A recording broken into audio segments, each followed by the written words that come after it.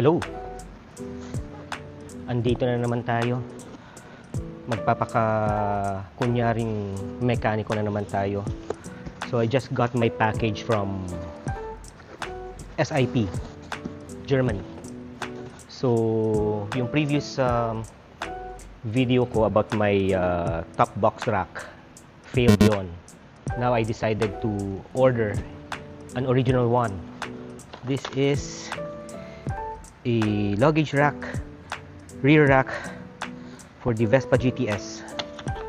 Ang pagkakamali ko nga, yung shipping na kinuha ko is DHL na World Parcel Economy.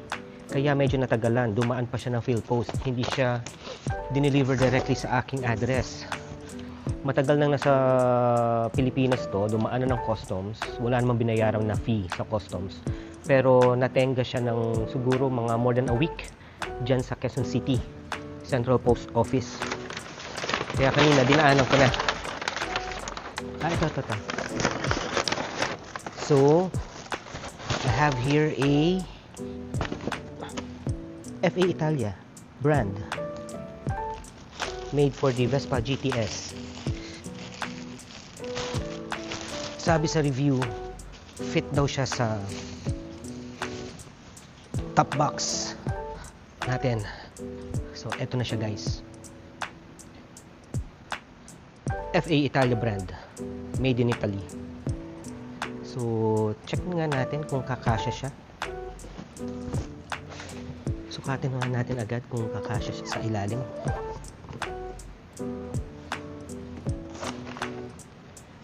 So ito goes under here. And fit siya, perfect fit. Hindi na tayo nagkamali ngayon. So ikabit natin siya ngayon. Let's start. Tanggalin lang natin itong stock na rear rack. Ang ginamit ko dito before was this one.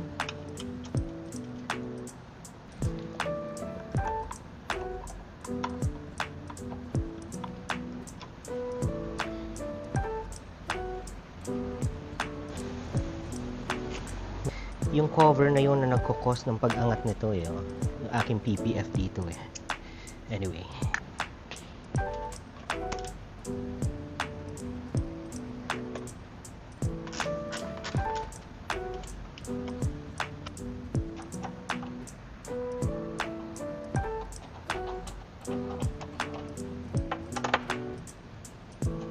So wala siyang kasamang mga tornilyo.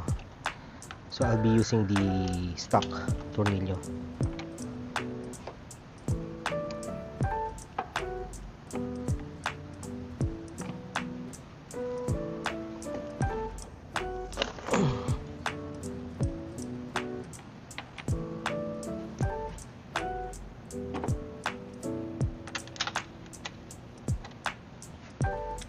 Just be careful na hindi magasgas yung paint. Okay. Eto na nga. I'm using the stock screws para ikabit itong rear rack that I bought from SIP Scooter Shop in Germany.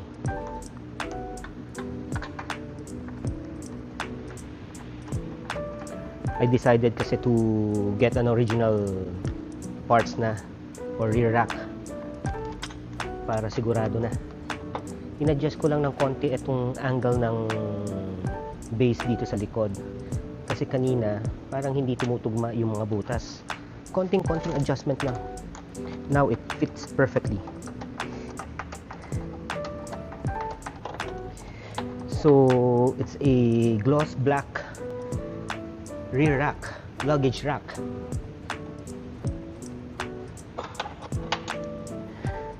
Kanina sinukat ko na tong mga metal dito sa ilalim ng top box. Okay na rin siya. It fits.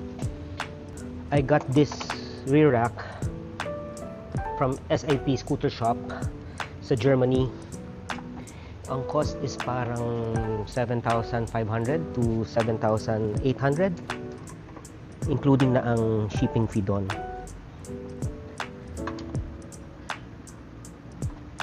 Mukhang maganda ang feeling ko sa aking nabiling rear rack.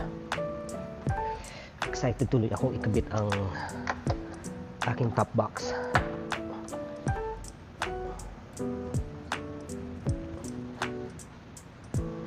Higpitan ko lang dito sa likod.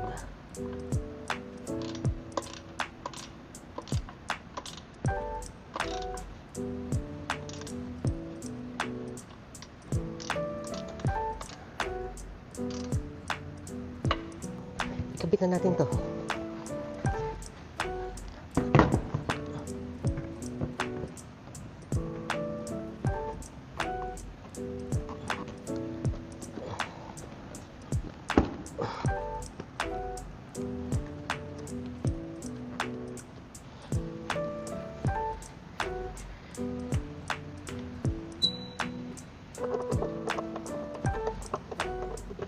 Merong nabibiling screw for the top box na hindi na ginagamitan ng Phillips screw. Pero nagdalawang isip akong bilhin siya. Hindi ko sure kasi kung dadating dito sa Pilipinas yung delivery.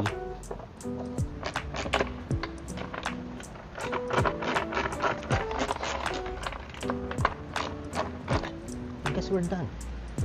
And that's it.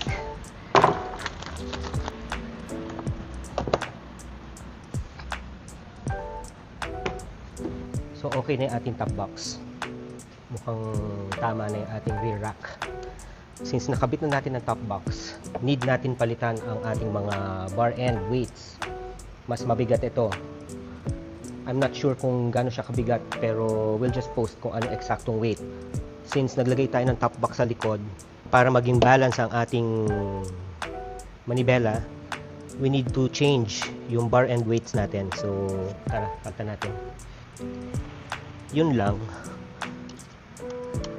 Kung mapapansin nyo, itong original bar end weights ko, color black.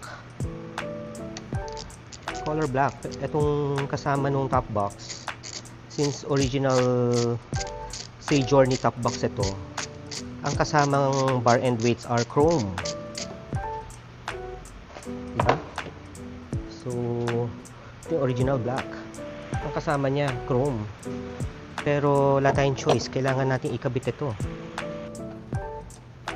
Okay? Wala tayong choice. Kaysa magkaroon tayo ng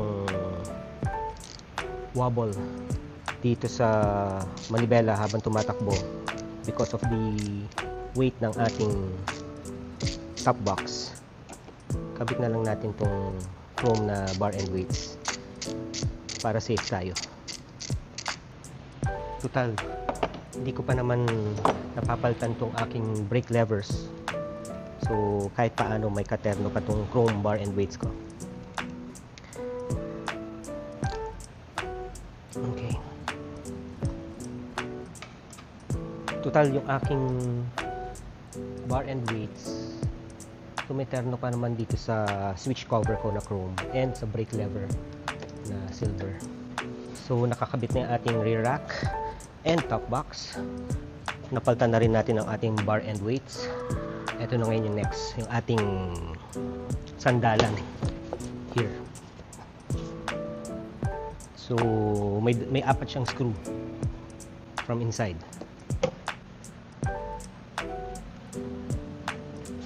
Try lang natin ikabit.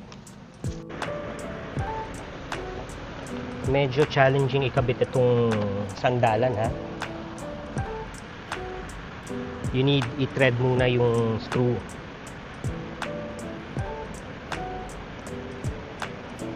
Kasi wala pa siyang butas.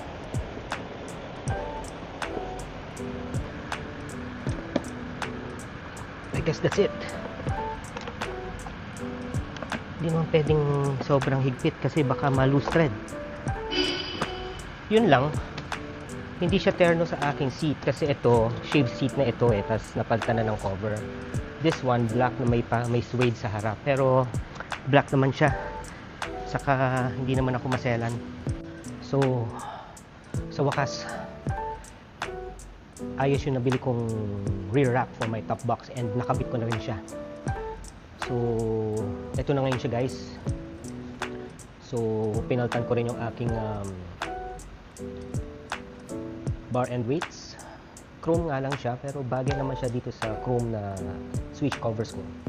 Saka ko na lang siya papalitan ng black pag may time at saka pag may pambili. So this is the rear rack na nabili ko from SIP Scooter Shop from Germany. Nung una, hindi tumutugma yung butas.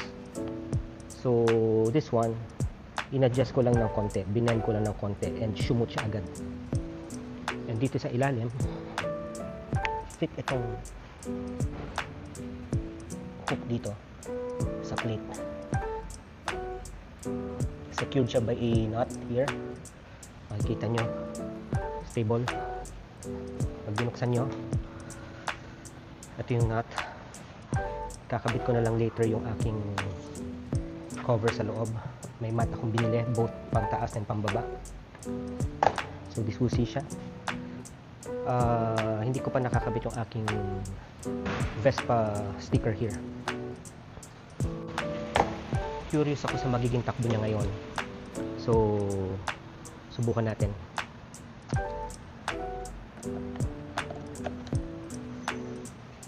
Ikot lang tayo. Obviously, nagkaroon ng konting bigat sa likod. Expected yon. Kasi parang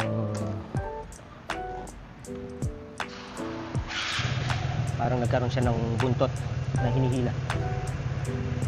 Dito lang naman tayo sa parking, so pagpasensyahan nyo na kung wala akong helmet ha. Iikot lang tayo.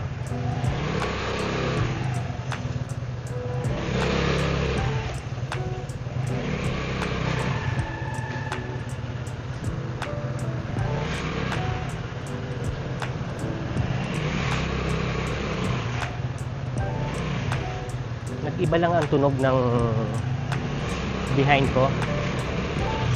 Siguro kasi yung wind may konting drag. I'm not sure. Sa pang-ikot. Baka naninibago lang ako. May nakakalimutan ba akong ikabit? Wala naman. Nag-iba lang kanyang tunog. Kasi nga nadagdagan ng top box sa likod. Yan. Hindi naman ganun ka-significant yung weight. Okay yan. At least madadala ko na yung laptop ko pag pupunta ako sa work.